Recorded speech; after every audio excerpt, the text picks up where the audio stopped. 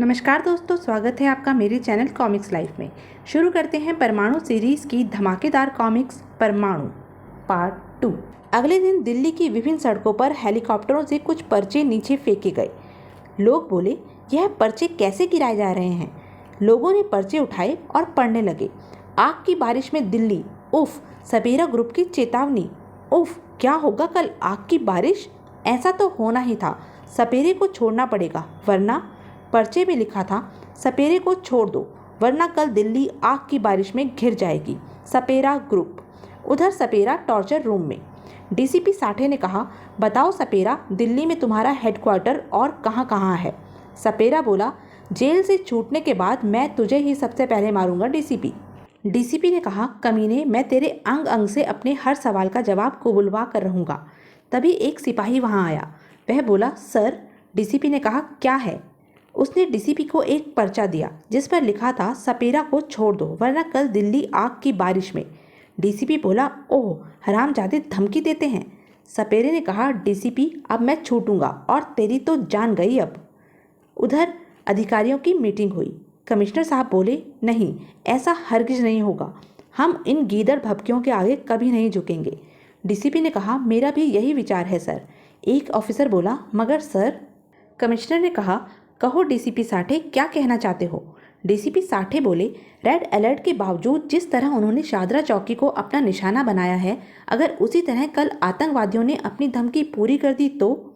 Inspector विनय ने कहा, sir, क्यों न कल दिल्ली में कर्फ्यू लागू किया जाए। इस प्रकार आतंकवादियों की कार्यवाही में अवश्य ही विघ्न पड़ेगा और हमारा काम भी कुछ आसान हो जाएगा। कमिश्नर साहब बोले, कुछ भी करने से पूर्व यह सोचना होगा कि सपेरा ग्रुप को वैज्ञानिक शक्तियाँ हासिल हैं और वह उन वैज्ञानिक शक्तियों को कहीं भी किसी भी रूप में इस्तेमाल कर सकता है।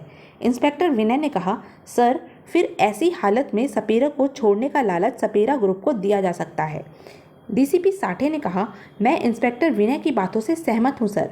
कमिश्नर साहब बोले, ओके, कल दिल्ली को कर्फ्यू ग्रस्त घोषित किया जाए। अगर जरूरत पड़ी तो पीएसी की मदद भी ली जाएगी। रात को ही कर्फ्यू का ऐलान विभिन्न प्रचार माध्यमों से कर दिया गया। दिल्ली में कर्फ्यू घोषित। दिल्ली वासियों से अपील, घर में ही रहें। सरकारी दफ्तर बंद रहेंगे, स्कूलों की छुट्टी। आतंकवादी गतिविधि को देखते हुए कल दिल्ली में कर्फ्यू। उसी रात्रि कई सिनेमाघरों के नाइट शो के मध्य विघ्न पड़ा। सपेरा को छोड़ दो वरना कल आग की बारिश के लिए आप सब लोग तैयार रहिए। सपेरा ग्रुप, आप सब लोग आवाज़ उठाइए। सपेरा आज़ाद ना हुआ तो शहर लाशों से पट जाएगा, कल नहीं बख्शा जाएगा। सपेरा ग्रुप। टीवी प्रसारण के सिग्नल एक अन्य शक्तिशाली ट्रांसमीटर ने नष्ट कर दिए और टीवी पर यही प्रसारित होने लगा, सपेरे को छोड़ दो, हम केवल धमकी नहीं दे रहे, कर्फ्यू का मतलब हमसे बचना नहीं है। सपेरा, सपेरा, सपेरा।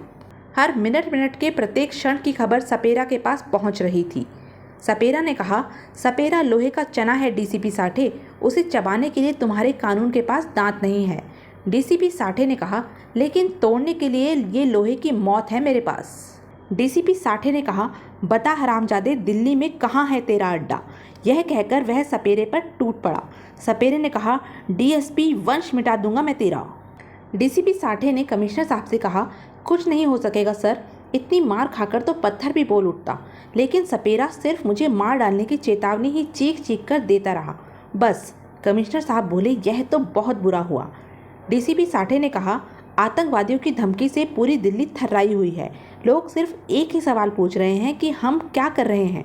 कमिश्नर ने कहा, हम स्थिति की गंभीरता को समझ रहे हैं डीएसपी साठे। आप सब अपने इलाके में एक ऐलान करवाइए कि कल दिल्ली का बाल भी बांका नहीं होगा। और उस रात लोगों की नींद उड़ गई। वह बोले, हे भगवान, न जाने कल क्या होने वाला है। उफ, आतंकवादी नाम की ये दीमक तो आज विश्व के कोने कोने में लग चुकी है। क्या वास्तव में कल दिल्ली में आग नाचेगी। अजी, मैं तो कहती हूँ कि आज रात ही निकल चलो यहाँ से। कमबख्त, इस सपेरा को गोली से क्यों नहीं उड़ा देते। न रहेगा बांस, न बजेगी बांसुरी। हर तरफ सनसनी थी, एक आतंक, एक दहशत सी सवार थी। अगले दिन पुलिस स्टेशन में सपेरा ग्रुप का एक आदमी पहुंचा। वह बोला, गिन लो सब इंस्पेक्टर अजय, 50,000 हैं। अजय ने कहा, श्श, मिठाई का डिब्बा बोलो बेवकूफ़। वह आदमी बोला, हमारा काम। इंस्पेक्टर अजय ने कहा, हो गया है, बड़ी मुश्किल से ये कर्फ्यू कार्ड बनवा पाया हूँ। अब तुम जब चाहो दिल्ली के किसी भी कोने में कर्फ्यू के बावजूद आ जा सकते हो। उस आदमी ने कहा, गुड, सपेरा ग्रुप तुम्हें याद रखेगा। तभी इंस्पेक्टर विनय वहां आ पहुंचे। इंस्पेक्टर विनय ने सिपाही से कहा, गेट बंद कर लो राम सिंह। इंस्पेक्टर विनय ने सपेरा ग्रुप के आदमी को देखा और वे चौंक गए।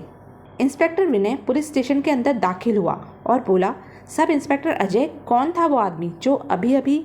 इंस्पेक्टर अजय ने कहा, ओह भैया, मर गए। अरे विनय भैया, आप कब आए? इंस्पेक्टर विनय ने कहा, जवाब मत टालो अजय, कौन था वो आदमी?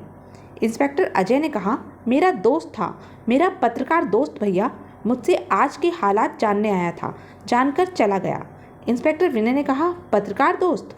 ओह, सुनो अजय, शहर में कर्फ्यू लगा है, हर तरफ सनसनी फैली है, सपेरा ग्रुप की धमकियों से लोग बुरी तरह आतंकित हैं। इस समय तुम्हें घर की 4 दीवारों से बाहर गश्त पर होना चाहिए। इंस्पेक्टर अजय ने कहा, मैं बस निकल ही रहा था भैया। इंस्पेक्टर विनय ने कहा, चलो, मैं तुम्हें ही देखने आया था, रास्ते में ड्रॉप कर दूंगा।